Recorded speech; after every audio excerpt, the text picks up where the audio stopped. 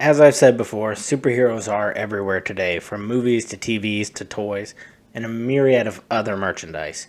But often all the superhero content we get flooded with follows the same formula of good always triumphs over evil. And I'm not gonna lie to you, I love that stuff. That's why this whole series is dedicated to me wading through the ocean of superhero media out there. But The Boys takes everything we know about superheroes and flips it on its head, showing a realistic take of the superheroes falling into the monstrous Hollywood machine. But what if someone took that depressing, realistic commentary of our sad society and gave it a Bugs Bunny meets Rick and Morty treatment? Well, that's exactly what we get with The Boys Presents Diabolical.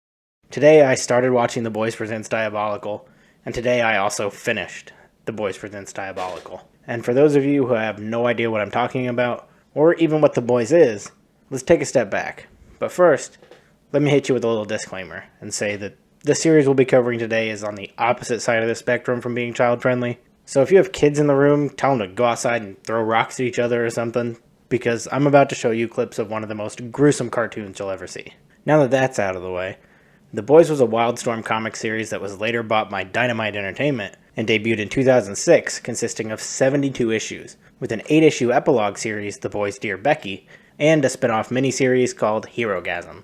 The series was created by Garth Ennis, who, if you can't tell, is an author I'm a really big fan of, and have mentioned multiple times on this show, including the video before this one, so click on that thing up there somewhere to see that. The series was later adapted as an excellent TV series for Amazon Prime Video in 2019, which is gearing up to premiere its third season.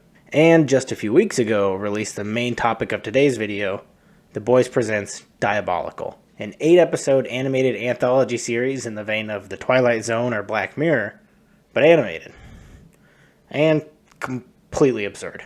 Each episode has a 15-minute runtime, making it a short but engaging watch, and features a different writer, director, and even a drastically different art style. Alongside that, each episode opens to a title screen of Terror the dog, doing a miscellaneous thing that occasionally pertains to the episode theme. So I'll briefly touch on each episode, avoiding spoilers, and then you can get out of here to go to dinner with Aunt Ethel, or whatever you people do after watching these. Also, none of the things that happen in this series are connected to the show in any way, outside of one episode that covers a prequel story about Homelander, and one episode based in the same universe as the comic. But we'll get to those when the time comes, because we're starting with the first episode, Laser Baby's Day Out. Written by The Boys producers Evan Goldberg and Seth Rogen, Laser Baby's Day Out features Ben Schwartz in the voice cast for pretty much no reason at all, because this episode is a silent Looney Tunes style short about one of the Laser Babies.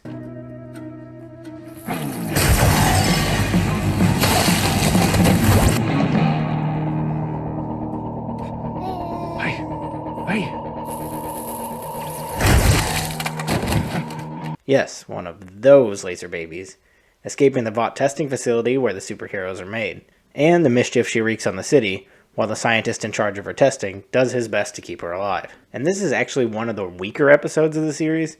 I think it'd be better placed towards the middle of the series. Not that it's a bad story, it's just a lot less engaging and isn't really a good example of what the show will bring later in the season. The art is excellent with a spot-on Looney Tunes aesthetic, but doesn't make it any less mediocre of an episode compared to the rest of the series. An animated short where pissed off soups kill their parents. Written by Ben Bayouth and Rick and Morty's Justin Roiland, with the big names in the voice cast being Ben Schwartz again, Justin Roiland, Kenan Thompson, Eugene Meerman, Christian Slater, and Kevin Smith. This is easily the best episode of the series. The art style is very reminiscent of Roiland's other work, and the jokes are as well. But in my opinion, this is way funnier than 90% of Rick and Morty. Maybe it's the superhero theme is more in my interest over the Rick and Morty sci-fi setting, or maybe it's the short format with an outrageous rate of jokes per minute. The title of the episode is basically a joke in itself, explaining the whole plot of the short, covering superpowered kids that get the worst powers imaginable, and going after their parents for leaving them at essentially an orphanage for bad superheroes, where every single superpower lands is a good joke, with my favorite being Boombox, a soup with a speaker for a head that can only play one Hootie and the Blowfish song. The wackiness of this episode is on par with the intergalactic cable episodes of Rick and Morty, so if you were a fan of those, definitely give this one a watch. I'm Your Pusher. Written by Garth Ennis and starring Anthony Starr returning in his role as Homelander, along with Simon Pegg, Jason Isaacs, and Michael Cera rounding out the voice cast. The art style nails the look of the comics, which is great because this episode is the one I mentioned earlier, taking place within the comic universe.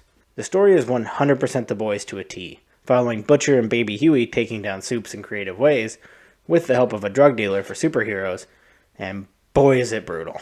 This episode also marks the first time Simon Pegg has gotten to portray Huey, who in the comic series was based off his likeness. And it's really cool to see Garth continuing to build on the universe as he always has, with the spin-off series before showing that The Boys isn't going anywhere. I'm Your Pusher is definitely one of the most bloody and best episodes of the series. Boyd in 3D, written by brother and sister Elliot and Ileana Glazer, with the voice and likeness of both Kumail Nanjiani and his wife Emily V. Gordon.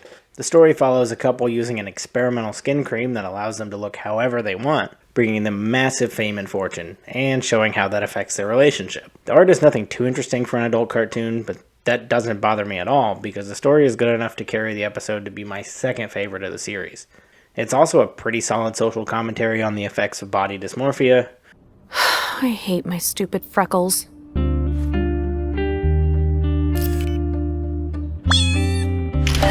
And this is the first episode to show how versatile the series could be. Still packed with violence and jokes, but slipping in some dark and serious themes as well, much like the original Boys series. BFFS. Written by and starring Awkwafina with Nicole Byers, Seth Rogen, and Chance Crawford in the voice cast, this is without a doubt the worst episode of Diabolical. I've already stated that I'm not an anime guy, so the art in this one does absolutely nothing for me. Not to mention, I'm not much of an Awkwafina fan, at all. This episode feels like a played for shock value poop joke that only had one joke really land for me. Do you have superpowers of any kind? Because I certainly didn't get any. I think I have one, yeah. What'd you think? If any of that sounds like your thing, by all means enjoy it, but this episode was entirely lost on me. Nubian vs. Nubian. Written by and starring Aisha Tyler, who I'm always down to see thanks to her time on Archer, with Don Cheadle and John DiMaggio along her side. Nubian vs. Nubian is the story of a superhero couple headed for a divorce, and their child's attempt to keep them together. Once again, we get fantastic superhero action mixed with comedy with some more serious themes slipped in. The episode has art very similar to another Amazon Prime series, that series being Invincible, with most of the jokes getting me, especially the ones delivered by DiMaggio. How could you not laugh at that man's delivery? He's a voice acting legend in the animated comedy field. We're talking about Bender and his shiny metal John and Sun-Hee. This one came completely out of left field with an unexpected serious tone. Like, there isn't a single joke in the whole episode. Written by Andy Samberg of all people, with the voice actors of note being both Andy and Kahari Payton, with the story of an elderly man doing everything he can to save his wife from a terminal cancer. The art has a very Japanese vibe to it, with some of it looking almost like paper cutouts. This episode is a great change-up for the series, keeping you on your toes by completely dropping the jokes and hyperviolence for a more dramatic take on the Boys universe. And like I said, it was completely unexpected coming from Andy Samberg, and is definitely another must-watch for the series. 1 + 1 = 2. Written by Simon, one second,